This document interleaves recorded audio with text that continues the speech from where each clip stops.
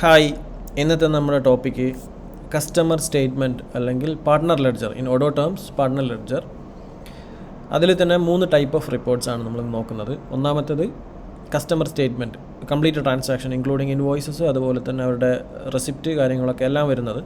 പിന്നെ outstanding statement എന്ന് ഉദ്ദേശിക്കുന്നത് അവരുടെ പെൻഡിങ് ബാലൻസ് മാത്രം കാണിക്കുന്ന രീതിയിൽ. അതേപോലെ ഏജ്ഡ് റെസീവബിൾ, ഇൻവോയ്സ് ഡേറ്റ് അല്ലെങ്കിൽ ഡ്യൂ ഡേറ്റ് വെച്ചിട്ടുള്ള റെസീവബിൾ, അത് 0 to 30, 30 to 60 ആ ഒരു ബേസിലാണ്. ഇനി നമുക്കിത് ചെയ്യാൻ വേണ്ടിയിട്ട് ഞാൻ ആദ്യമായിട്ട് ചെയ്യുന്നത് അക്കൗണ്ടിങ് മൊഡ്യൂൾ കസ്റ്റമേഴ്സിൽ പുതിയൊരു കസ്റ്റമറെ ക്രിയേറ്റ് ചെയ്യാണ്. ഇവിടെ ഞാൻ ന്യൂ കസ്റ്റമർ എന്ന് പറഞ്ഞിട്ടൊരു കസ്റ്റമറെ ക്രിയേറ്റ് ചെയ്യാണ്. സേവ് ചെയ്തു ആസ് എ കമ്പനി. ദെൻ കസ്റ്റമേഴ്സിൽ ഇൻവോയ്സസ് എടുത്തിട്ട് പുതിയ ഇൻവോയ്സ് ക്രിയേറ്റ് ചെയ്യാണ്. ന്യൂ കൊടുത്തു. അതുപോലെ തന്നെ അവിടെ കസ്റ്റമറെ സെലക്ട് ചെയ്തു, ന്യൂ കസ്റ്റമറെ സെലക്ട് ചെയ്തു. ദെൻ പ്രൊഡക്റ്റ് സെലക്ട് ചെയ്തു.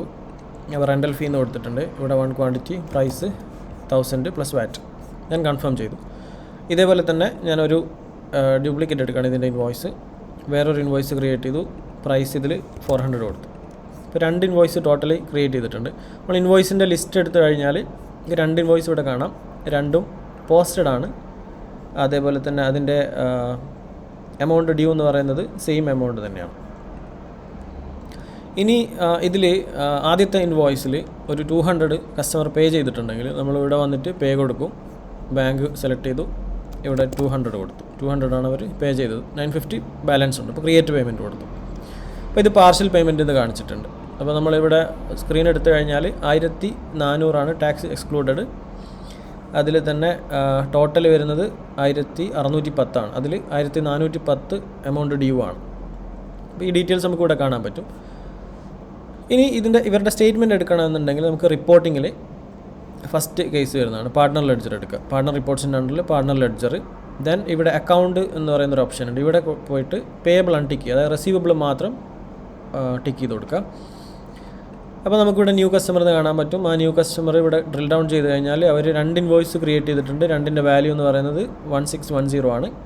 അതിൽ ഒരു റെസിപ്റ്റ് റെസിപ്റ്റ് വൗച്ചർ നമ്മൾ ചെയ്തിട്ടുണ്ട്. 200 റിസീവ് ചെയ്തിട്ടുണ്ട്. ബാലൻസ് 1410. ഇവിടെ റിപ്പോർട്ട് പാർട്ട്ണർ ലെഡ്ജറാണ് നമ്മളിപ്പോൾ സെലക്ട് ചെയ്തത്. അപ്പോൾ ഇതിൽ കംപ്ലീറ്റ് ട്രാൻസാക്ഷൻസ് കാണിച്ചിട്ടുണ്ട്. ഇവിടെ ഡേറ്റ് പീരീഡ് കൊടുത്തിട്ടുണ്ട്. ഈ കറണ്ട് ഇയർ ആണ്. ഇവിടെ നമുക്ക് മൾട്ടിപ്പിൾ കസ്റ്റമേഴ്സിൻ്റെ കേസ് വരുമ്പോൾ ഇവിടെ സെലക്ട് ചെയ്ത് കൊടുക്കണം ഏത് കസ്റ്റമറാണെന്നുള്ളത്. ഇപ്പോൾ ഒരെണ്ണം മാത്രം ഉള്ളതുകൊണ്ടാണ് ന്യൂ കസ്റ്റമർ കാണിച്ചത്. ന്യൂ കസ്റ്റമർ സെലക്ട് ചെയ്തു. ഇവിടെ റെസീവബിൾ സെലക്ട് ചെയ്തു. ദെൻ ഇവിടെ പാർട്ട്ണർ ലെഡ്ജർ സെലക്ട് ചെയ്യുമ്പോൾ നമുക്ക് ഫസ്റ്റ് റിപ്പോർട്ട് കിട്ടി. ഇത് നമുക്ക് എക്സലിലേക്കും PDF-ലേക്കും എക്സ്പോർട്ട് ചെയ്തെടുക്കാൻ പറ്റും. ഇനി രണ്ടാമത്തെ കേസ്, ഈ റിപ്പോർട്ട് തന്നെ നമുക്കിവിടെ 1150 ഈ ഇൻവോയ്സിൻ്റെ വാല്യൂ, 560 ഈ ഇൻവോയ്സിൻ്റെ വാല്യൂ, 200 ഈ ഇൻവോയ്സിന് അഗെയിൻസ്റ്റ്, ഫസ്റ്റ് ഇൻവോയ്സിന് അഗെയിൻസ്റ്റ് ആണ് 200 റിസീവ് ചെയ്തത്. അപ്പോൾ ഇതിൽ ശരിക്കും ഇതിൻ്റെ ബാലൻസ് മാത്രം കാണിച്ചാൽ മതി. അതിന് വേണ്ടിയിട്ട് കസ്റ്റമർ സ്റ്റേറ്റ്മെൻറ്റ് എന്നുള്ള ടിക്ക് ചെയ്ത് കഴിഞ്ഞാൽ നമുക്കിവിടെ ആ ഒരു കേസിലാണ് വരിക. ഇതിലിപ്പോൾ കണ്ടോ, ഇവിടെ -200 ആണ് കാണിച്ചിട്ടുള്ളത്. അപ്പോൾ -200 കാണിച്ചത് എന്തുകൊണ്ടാണെന്ന് വെച്ച് കഴിഞ്ഞാൽ ഈ 1150 അഗെയിൻസ്റ്റുള്ള എമൗണ്ടാണ് ഇത് കാണിച്ചിട്ടുള്ളത്. അപ്പോൾ ടോട്ടൽ 1410 കാണിച്ചിട്ടുണ്ട് ഇപ്പോൾ കസ്റ്റമർ സ്റ്റേറ്റ്മെൻറ്റിൻ്റെ കേസിൽ. ഇനി ഇവിടെ ഞാൻ പാർട്ട്ണർ ലെഡ്ജർ വീണ്ടും എടുക്കുമ്പോൾ ഈ 200 ക്രെഡിറ്റിലേക്കാണ് വന്നത്. അപ്പോൾ ഇത് റീകൺസൈൽ ആയിട്ടില്ല. ഇവിടെ ആകുമ്പം കസ്റ്റമർ സ്റ്റേറ്റ്മെൻറ്റിൽ അതിവിടെ റീകൺസൈൽ ആയിട്ടുണ്ട്. ഞാനിപ്പോൾ ഇതിൻ്റെ PDF പ്രിൻ്റ് എടുക്കുകയാണെങ്കിൽ പാർട്ട്ണർ ലെഡ്ജർ ഉണ്ടാകുമ്പോൾ കംപ്ലീറ്റ് ആയിട്ട് വരും. ഇതിൻ്റെ കേസിൽ ഇവിടെ -200 എന്ന് പറഞ്ഞിട്ട് കാണിച്ചിട്ടുണ്ട്. പാർട്ട്ണർ ലെഡ്ജർ ആണെന്നുണ്ടെങ്കിൽ ഡെബിറ്റ് എന്ന് പറഞ്ഞ സൈഡിലാണ് സെപ്പറേറ്റ് ചെയ്ത് കാണിക്കുക. ദെൻ നമുക്ക് അടുത്തൊരു റിപ്പോർട്ടുള്ളത് ഫോളോ അപ്പ് റിപ്പോർട്ടുണ്ട്. ഇത് നമുക്ക് ഇതിൻ്റെ ഫോളോ അപ്പ് ലെവൽസ് നമുക്ക് സെറ്റ് ചെയ്ത് വെക്കാൻ പറ്റും, അതിനനുസരിച്ചുള്ളതാണ്. ഇനി നമുക്ക് എടുക്കേണ്ടത് ഏജ്ഡ് റെസീവബിളാണ്. അപ്പോൾ റിപ്പോർട്ടിങ്ങിൽ ഏജ്ഡ് റെസീവബിളിലേക്ക് പോയി കഴിഞ്ഞാൽ ഇവിടെ ന്യൂ കസ്റ്റമർ കാണാം. 2 ഇൻവോയ്സുകളാണുള്ളത്. അതിൽ 950, അതായത് നമുക്ക് തരാനുള്ള പേയ്മെൻറ്റ് തന്നതിന് ശേഷമുള്ള ഡ്യൂ എമൗണ്ട് മാത്രം ഇതിൽ കാണിക്കുന്നത് 460 and 950 മാത്രം. ഓക്കെ, ഇവിടെ ബേസ്ഡ് ഓൺ ഡ്യൂ ഡേറ്റ് ആണുള്ളത്. ഇത് ഇൻവോയ്സ് ഡേറ്റ് ആക്കി കഴിഞ്ഞാൽ അതിനനുസരിച്ചിട്ട് നമുക്ക് ആ രീതിയിലാണ് റിപ്പോർട്ട് കിട്ടുക. ഈ ഡ്യൂ ഡേറ്റും ഇൻവോയ്സ് ഡേറ്റും അതിൻ്റെ കേസ് വരുന്നത്, നമ്മളിപ്പോൾ ഇൻവോയ്സ് ക്രിയേറ്റ് ചെയ്യുന്ന സമയത്ത് ഇവിടെ ഞാൻ ഇൻവോയ്സ് ഡേറ്റും ഡ്യൂ ഡേറ്റും സെയിം ആണ് കൊടുത്തത്. ഇപ്പോൾ ഒരു 30 days ക്രെഡിറ്റ് ഒക്കെയാണ് ഇവിടെ 30 days ക്രെഡിറ്റ് കൊടുക്കാൻ പറ്റും. അപ്പോൾ ഡ്യൂ ഡേറ്റ് കാൽക്കുലേറ്റ് ചെയ്യുന്നത് ആ 30 days കഴിഞ്ഞിട്ടായിരിക്കും.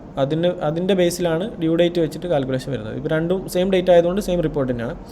ഒന്നും കൂടെ റിപ്പോർട്ടിങ്ങിൽ പാർട്ട്ണർ ലെഡ്ജർ എടുത്തു കഴിഞ്ഞാൽ ഇവിടെ ഞാനിപ്പം കസ്റ്റമർ സ്റ്റേറ്റ്മെൻറ്റ് സെലക്ട് ചെയ്തു. ഇതിൽ കണ്ട പോസ്റ്റഡ് എൻട്രീസ് അൺറീകൺസൈൽഡ് എൻട്രീസ് എന്നുള്ള ടിക്കഡാണ്. ഇത് അൺടിക്ക് ചെയ്ത് കഴിഞ്ഞാൽ നമുക്ക് റീകൺസൈലേഷൻ ചെയ്തതും റീകൺസൈലേഷൻ ചെയ്യാത്തതായിട്ടുള്ള കംപ്ലീറ്റ് ഡീറ്റെയിൽസാണ് ഇതിൽ കിട്ടുക. അപ്പോൾ പാർട്ണർ ലെഡ്ജർ എടുത്തു കഴിഞ്ഞാലും ഇവിടെ ക്രെഡിറ്റ് ഡെബിറ്റ് ആയിട്ട് കിട്ടും. കസ്റ്റമർ സ്റ്റേറ്റ്മെൻറ്റ് എടുത്തു കഴിഞ്ഞാൽ ഇവിടെ ഇതുമായിട്ട് കണക്ട് ചെയ്തിട്ടുള്ള രീതിയിൽ കിട്ടും. പിന്നെ അൺറീകൺസൈൽഡ് കാണുന്നുണ്ട്, അൺറീകൺസൈൽഡ് ആ രീതിയിൽ കിട്ടും. പിന്നെ നമുക്ക് വേണ്ടത് ഏജ്ഡ് റെസീവബിളാണ്. ഏജ്ഡ് റെസീവബിൾ ബാലൻസ് ഉള്ളത് മാത്രം കാണിക്കും ഡേറ്റിൻ്റെ ബേസിൽ 1 to 30, 31 to 60 ആ രീതിയിൽ. അപ്പോൾ ഇങ്ങനെയാണ് കസ്റ്റമറെ സ്റ്റേറ്റ്മെൻറ്റ് എടുക്കുന്നത്. ഇപ്പം ഞാൻ അക്കൗണ്ടിങ്ങിൽ റിപ്പോർട്ടിങ്ങിൽ പോയിട്ടാണ് എടുത്തത്. ഇതേപോലെ തന്നെ ഞാൻ ഈ കസ്റ്റമറിൻ്റെ മാസ്റ്റർ എടുത്തു കഴിഞ്ഞാൽ, ന്യൂ കസ്റ്റമർ എടുത്തു കഴിഞ്ഞാൽ എനിക്ക് ഇവിടെയും കാണാൻ പറ്റും ഡ്യൂ എന്നും പറഞ്ഞിട്ട്. ഇത് ക്ലിക്ക് ചെയ്ത് കഴിഞ്ഞാൽ സെയിം വിൻഡോയിൽ തന്നെയാണ് എത്തുന്നത്. 2 മെത്തേഡിലും ചെയ്യാൻ പറ്റും. Okay, thank you.